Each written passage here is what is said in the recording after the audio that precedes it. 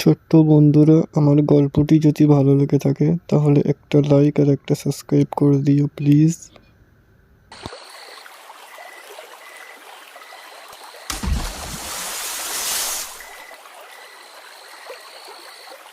আমার ভীষণ ভয় করতেছে। কাজ শেষ, অহন তাড়াতাড়ি পালাই চল, কেউ দেখলে খবর হইয়া যাইব। ঠিক কইছস, শিগগিরই চল পালাই, ওস্তাদরে গিয়া খবর দেওয়ান লাগবো।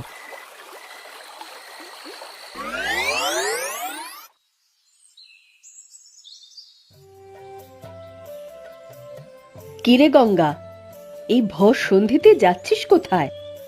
আর বলো না দাইমা, ঘরে এক ফোঁটা জল নেই। এই গায়ের আশেপাশে তো কোনো পুকুর ডোবা নেই যে জল নিতে পারি। সেই কাঁচা রাস্তা পেরিয়ে জঙ্গলে যেতে হয় বড় পুকুরে। সে ঠিক আছে, কিন্তু তুই এই সন্ধেতে পোয়াতি অবস্থায় একা কেন বেরিয়েছিস? এমনিতেই শুনেছি জায়গাটা ভালো নয়, কাউকে সাথে নিলি না কেন? কাকে আর সাথে নেব, সে আমি সামনে নিতে পারবো। তা তুমি এই সময় কোত্থেকে এলে? আর বলিস না, তুই তো জানিস আমার ঘরের কি অবস্থা। ঘরে বাইরে সব সামলাতে হয় একা একা। কাজ ছেড়ে এই এখন আসতে পারলাম। মানুষটা তো সেই বছর ধরে বিছানা ছেড়েই উঠতে পারে না। তুমি বরং তোমার স্বামীকে এবার একটা ভালো ডাক্তারের কাছে নিয়ে যাও, বুঝলে দাইমা? এভাবে মানুষটা ঘরে পড়ে পড়ে একদম শেষ হয়ে যাচ্ছে গো। খুব মায়া হয় মাঝে মাঝে দেখলে। ভালো ডাক্তার যে দেখাবো তার জন্য তো পয়সা কড়ি লাগে। মানুষের বাড়ি বাড়ি কাজ করে আর দায়ের কাজ করে কি ভালো ডাক্তার জোটে কপালে? আহ, ছাড় ওসব কথা। তুই বেশি রাত করিস না। এমনিতেই পোয়াতি অবস্থায় ঘর থেকে সন্ধেবেলায় বেরোতে নেই, তার উপর তুই যাচ্ছিস বড় পুকুর। সাবধানে যাস, শাড়ির আঁচলে একখানা গিট বেঁধে যাস, তাহলে আর ক্ষতি হবে না। আচ্ছা বেশ, যাই তবে।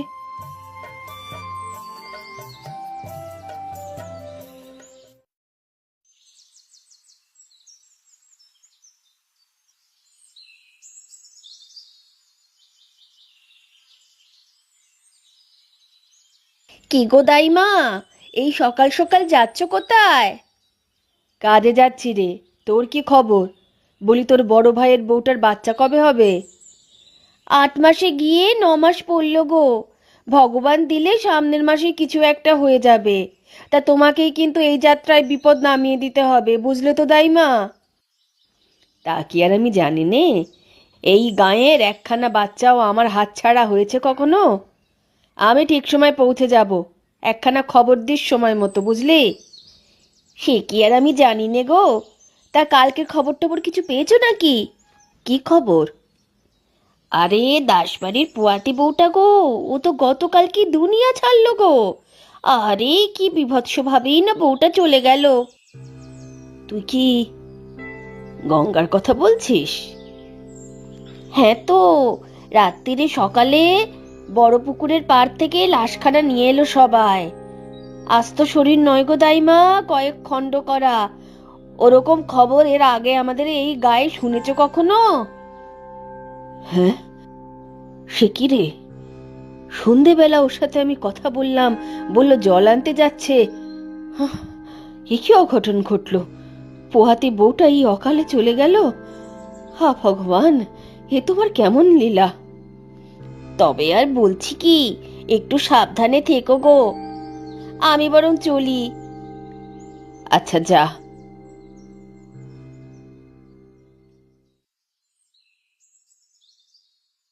এ কি হয়ে গেল?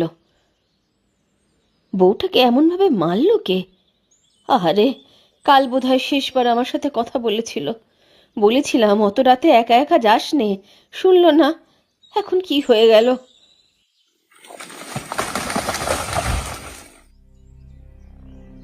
ও ভগবান, এ কি হলো? আরেকটু হলে তো এটা আমার মাথায় পড়তো। কি হচ্ছে এসব? না না, এই জঙ্গলে আর বেশি সময় থাকা যাবে না। এক্ষুনি এখান থেকে যেতে হবে।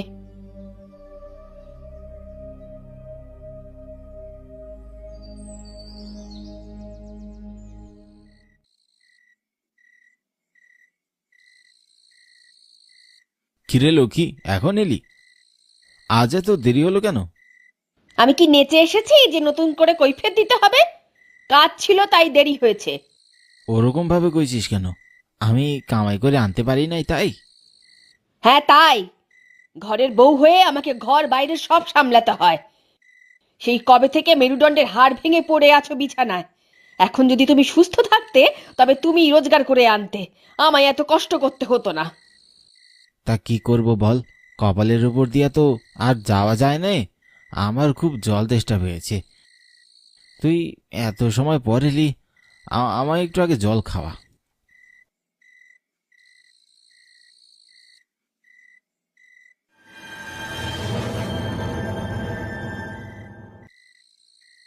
এ কি, এর ভেতরে তো এক ফোঁটা জলও নেই।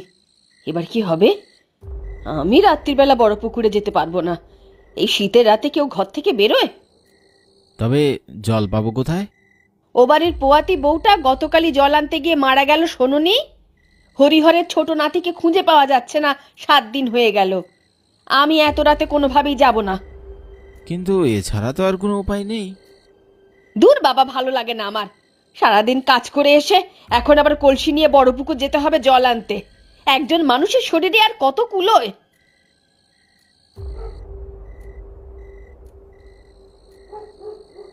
আমি এবার যাবো কি করে একা একা? হ্যাঁ, আমার সাথে এত রাতে বড় পুকুরে যেতে কেউ রাজি হলো না। কেউ রাজি হবেই বা কেন? যা শীত পড়েছে তাতে তো ঘর থেকে বেরোনোও দায়।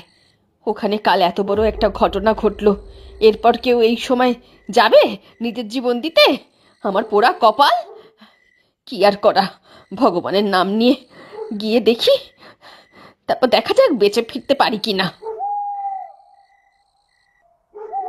এ কি, হুট করে এত কুয়াশা! কিছুই তো দেখতে পাচ্ছি না, কুয়াশায় সব ঢেকে গেল তো। হ্যাঁ, এবার কি হবে? ওরে বাবা রে, এবারকার মতন বাঁচিয়ে নাও ভগবান। কোনো মতে জলটা নিয়ে আসতে পারলে বাঁচি। আর কোনোদিন রাত্রিবেলা ওইখানে যাব না। কুয়াশাতে কিছু ঠিক মতো দেখতেও পাচ্ছি না। উফ, কি জ্বালায় পড়লাম! বারবার মনে হচ্ছে কে যেন পেছন পেছন আসছে। কই, কাউকেই তো দেখতে পাচ্ছি নে। আমাকেও গলাটাও কেমন শুকিয়ে শুকিয়ে আসছে। কোনো বিপদে পড়বো না তো? ও ও মনে হচ্ছে কেউ একজন আমার পায়ে পায়ে হাঁটছে। ভগবান ভগবান, বাঁচিয়ে দাও গো। বেঁচে ফিরতে পারলে 10 টাকার হরিণ লুট দেবো।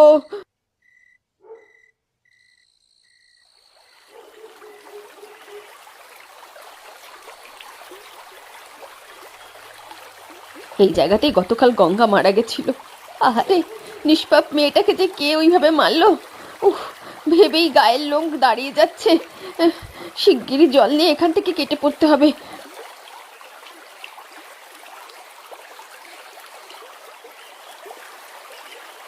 এ কি, এ তো ভূতের কাণ্ড! কলসি ডুবিয়ে জল নিচ্ছে কিন্তু এক ফোঁটাও জল উঠছে না। এটা কি করে সম্ভব? এবার কি হবে? আমার যে কিছু মাথায় আসছে না। দেখি, আর একবার চেষ্টা করে দেখি।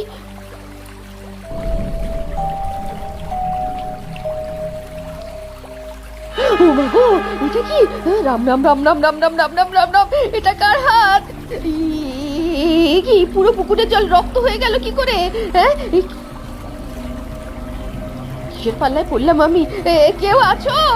বাঁচাও! কেউ আছো? বাঁচাও! কি কি হাসছে? কে কে হাসছে? এবার নির্ঘাত মরবো আমি। কেন যে পোড়ামুখ মিনসের কথা শুনে এখানে আসতে গেলাম? এবার কিভাবে বাঁচবো আমি? এবারকার মতো বাঁচিয়ে দাও ভগবান, এবারকার মতো বাঁচিয়ে দাও। কথা দিচ্ছি আর কখনো এখানে আসবো না।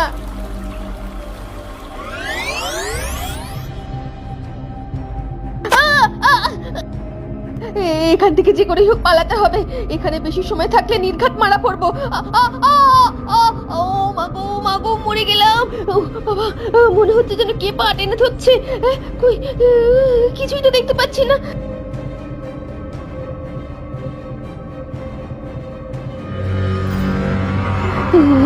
কে কে আমাকে ধরলো? এরকম ঠান্ডা হাত তো কোনো সাধারণ মানুষের হতে পারে না। পিছনে ঘুরে দেখাটা কি ঠিক হবে? আস্তে আস্তে পেছনে ঘুরে দেখি একবার। এটা তো একটা কাটা হাত, তোর মা গো!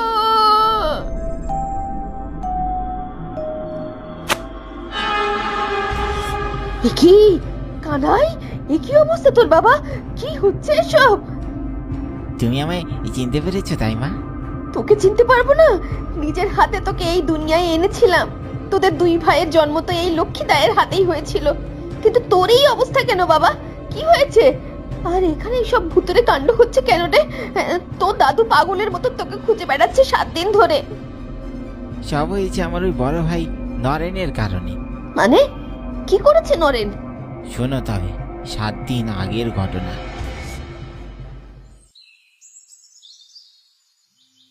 এবার নিশ্চিত আমার পরীক্ষাটা দেওয়া হবে।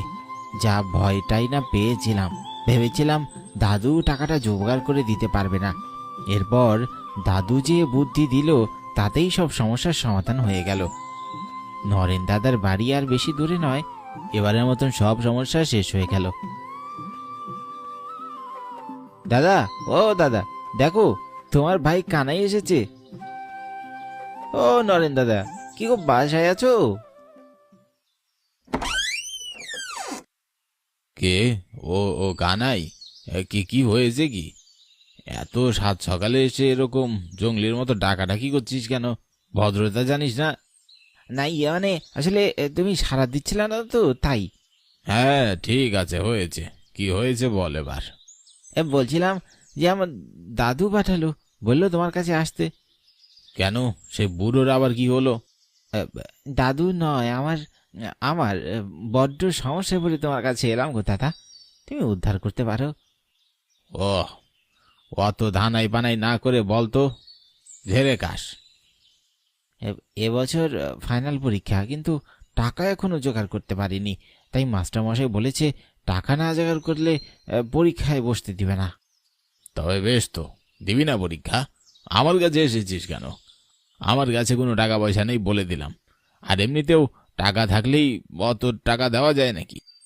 না গো নরেন দা, না আমি টাকা চাইতে আসিনি। তো কেন এসেছিস? আমি এসেছি আমাদের পশ্চিম পাড়ের জমির দলিলটা নিতে। কি, তুই এতটুকু বুঝকে ছোড়া দলিল নিতে এসেছিস? দাদু তোমার কাছে পাঠালো দলিল নিয়ে যাওয়ার জন্যে। বললো জমিটা বন্ধক রেখে টাকাটা পেলে সে টাকা দিয়ে পরীক্ষা দিতে। আর এবছর পরীক্ষা হয়ে গেলেই আমি চাকরির জন্য লেগে পড়বো। কোনো দলিল টলিল তুই পাবি না। তোর আবার কিসের দলিল রে? ওই সব দলিল আমার। দাদু আমাকে নিজে দিয়েছে। ওগুলো দাদুর দলিল, সেই আমাকে নিতে পাঠিয়েছে। তুমি পশ্চিম পাড়ের জমির দলিলটা আমাকে দিয়ে দাও তো। বললাম তো, কানে শুনিস না? কোনো দলিল তুই পাবি না। বেরিয়ে যা আমার বাড়ি থেকে। আর কখনো যেন না দেখি আমার বাড়ির আশেপাশে তোকে।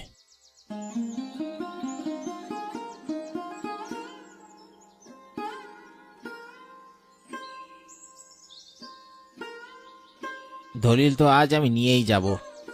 তোমার মনে নেই যখন তুমি চাকরি পাচ্ছিলে না, তখন দাদুর অর্ধেক জমি তুমি বিক্রি করে দিয়ে টাকা নিয়ে গিয়েছিলে? আমার বেলায় কিসের জন্য তুমি জমির ভাগ দেবে না? জমি যতটুকু তোমার ততটুকুই আমার। তুমি ভুলে যেও না আমি তোমার ছোট ভাই। রে আমার ভাই রে, তোর জন্য আমার এত বড় সম্পত্তি ভাগ করতে পারবো না। কান খুলে শুনে রাখ, জমি শুধু আমার একার। তুমি আমায় এভাবে ঠকাতে পারো না। আমি দরকার হলে গায়ের পঞ্চায়েতে যাব, তোমার কোমরে রশি বরাবো, তবুও নিজের সম্পত্তির ভাগ বুঝে নেব। কি বললি তুই? তোর এত বড় সাহস? আজ আমি তোকে বোঝাবো কত ধানে কত চাল। এই সব সম্পত্তি একা পাওয়ার জন্য যদি তোকে আমার মারতে হয়, তাহলে আমি তাই করতে রাজি।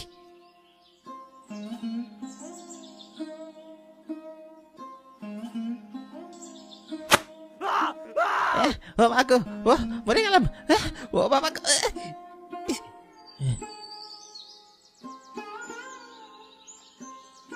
এ কি, রাগের মাথায় আমি কি করে ফেললাম? এবার কি হবে?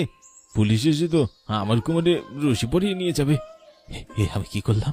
না না, আমাকে যে করে হোক এখান থেকে বাঁচতে হবে। কিন্তু কি করবো? বুদ্ধি পেয়েছি একটা।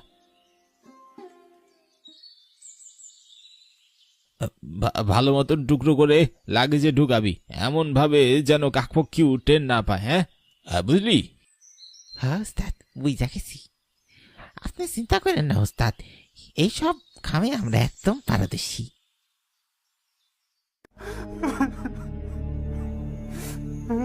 আমার শরীরকে এনে এখানে এই পুকুরে ফেলে দেওয়া হয়েছে, তাই বা?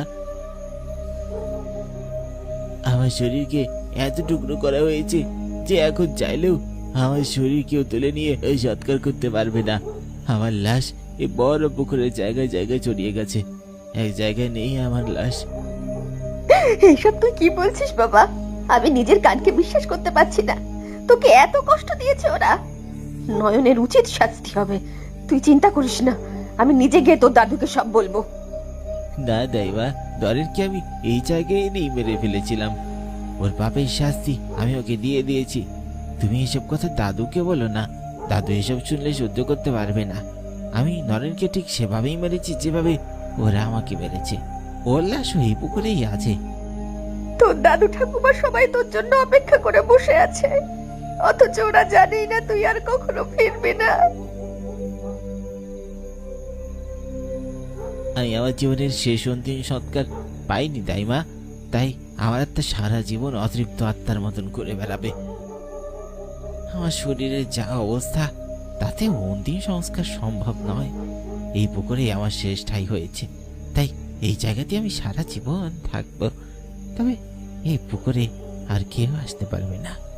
এখান থেকে আমি আর কাউকে জল নিতে দেব না। কিন্তু এই গায়ের লোকজন তো নিজেদের কোনো পুকুর পায়নি। একমাত্র এই পুকুর আছে যেখানে এরা সবাই জল পায়। সেসব আমি জানি না। এই পুকুরে আমি আর কাউকেই আসতে দেব না। তুমি গিয়ে সবাইকে বলে দিও এই পুকুর অভিশপ্ত হয়ে গেছে, যে এখানে জল নিতে আসবে তাকেই মারা হবে। আমাদের জমিদার বাড়ির পাশে একটা পুকুর কাটা আছে, সেখান থেকেই জল নেবে। তোমরা গায়ের সকলে সেখান থেকেই জল নেবে। তবে মনে রেখো, আমার এখানে কেউ আসলে আমি কিন্তু তাকে জীবিত ছাড় দেব না। আচ্ছা বেশ, তোর এখানে আর কেউ আসবে না, এখানে তুই থাকবি।